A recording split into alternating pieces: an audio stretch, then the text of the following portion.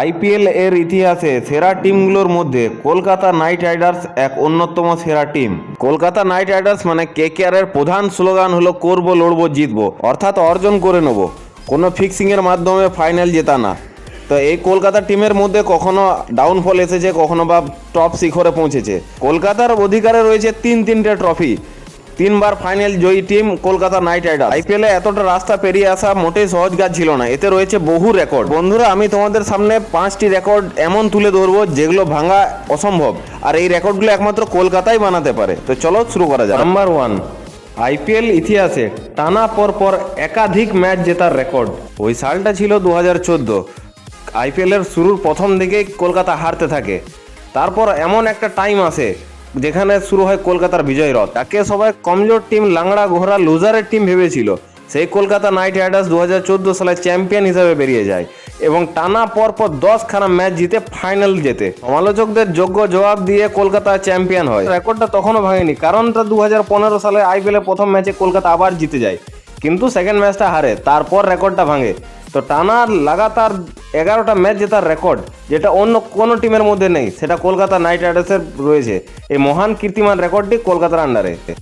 জীবনে চলার পথে প্রত্যেকটা দিন যেমন এক নতুন শিক্ষা দেয়, আইপিএলের প্রত্যেকটা ম্যাচও ঠিক প্লেয়ারদের সামনে তৈরি করে প্রত্যেক দিন প্রত্যেকটা ম্যাচে এক নতুন চ্যালেঞ্জ।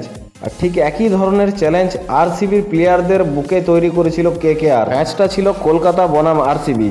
বিরাট কোহলির, ক্রিস গেল, এবি ডেভিলিয়ার্স, যে টিমের মধ্যে এমন শক্তিশালী মারকুটে বিশ্বজয়ী প্লেয়ার থাকবে, সেই টিম কিনা মাত্র 49 রানে কলকাতার বিরুদ্ধে গুটিয়ে যায়। লজ্জাজনক স্কোরের মধ্যে সর্বনিম্ন লোয়েস্ট রানের রেকর্ড হলো আরসিবির 49 রান। আর এই রেকর্ড কলকাতার দ্বারা তৈরি করা আইপিএল ইতিহাসে এক মহা রেকর্ড। আইপিএলে এই রেকর্ড ভাঙা একবারে অসম্ভব।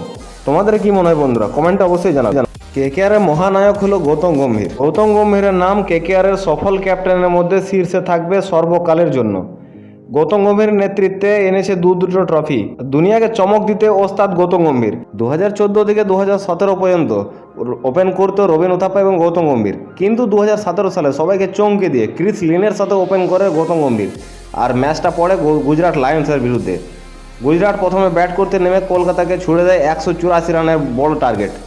সেটা অনায়াসে গৌতম গম্ভীরের টিম কেকেআর চেজ করে ফেলে মাত্র 13 ওভার 2 বলের মধ্যে। 184 রান চেজ করা এই কম ওভারের মধ্যে মামুলি ব্যাপার নয়। আইপিএল এ বুকে বানিয়ে দেখ মহা রেকর্ড, যে রেকর্ড আজ পর্যন্ত অক্ষত। 184 রান চেজ, এক উইকেটও না হারিয়ে, এটা মহা রেকর্ড। এরপরে যে রেকর্ডটা রয়েছে সেটা হলো ফাইনালে সর্বাধিক রান চেজ করার রেকর্ড। সব থেকে বেশি রান চেজ করে কলকাতা নেয় ফাইনাল 2014 সালে। কিন্তু সেদিন কি ঘটেছিল? বাঙালির ছেলে ঋদ্ধিমান সাহা ফাইনালে কলকাতার বিরুদ্ধে পাঞ্জাবের হয়ে ব্যাট করতে নেমে ঠুকেছিল সেঞ্চুরি রান। 100 রান ঠুকে দিয়েছিল কলকাতার মাথার উপর। কিন্তু যাদের মূল মন্ত্র করবো লড়বো জিতবো, তারা ফাইনালে ওই রান দেখে ঘাবড়ায় না, বরং কলকাতা ফাইট করে গৌতম গম্ভীরের নেতৃত্বে 2014 সালে দ্বিতীয়বার কাপ হাতে তুলে নেয় ফাইনাল জিতে এবং আইপিএলের বুকে গড়ে দেয় এক কীর্তিমান রেকর্ড, ফাইনালে হাইয়েস্ট রান চেজ করা। ঠিক তার অন্যদিকে সব থেকে লোয়েস্ট রান চেজ করে ফাইনাল। আগের বছরের ঘটনা আমরা সবাই দেখেছি। আইপিএলের ফাইনাল কলকাতার বিরুদ্ধে ব্যাট করতে নেমে হায়দ্রাবাদ, এমন একটা পরিস্থিতি এসেছিল হায়দ্রাবাদের যে মনে হচ্ছিল আরসিবির রেকর্ডটা না হায়দ্রাবাদ ভাঙে সব থেকে কম রানের, কিন্তু সেই জায়গা থেকে পার করে একটা সম্মানজনক জায়গায় পৌঁছায় হায়দ্রাবাদ এবং সেই হায়দ্রাবাদকে হারিয়ে কলকাতা নেয় ফাইনাল ট্রফি। প্রথমে 2012, তারপর 2014, তারপর 2024। আগামী দিনে সংখ্যাটা বাড়বে এই আশা রাখা যায়। এই পর্যন্ত আজকের ভিডিও। জড়িত থাকো চ্যানেলের সাথে, আরও ভালো করে ভালোভাবে তোমাদের কাছে নতুন রেকর্ড তুলে ধরবো।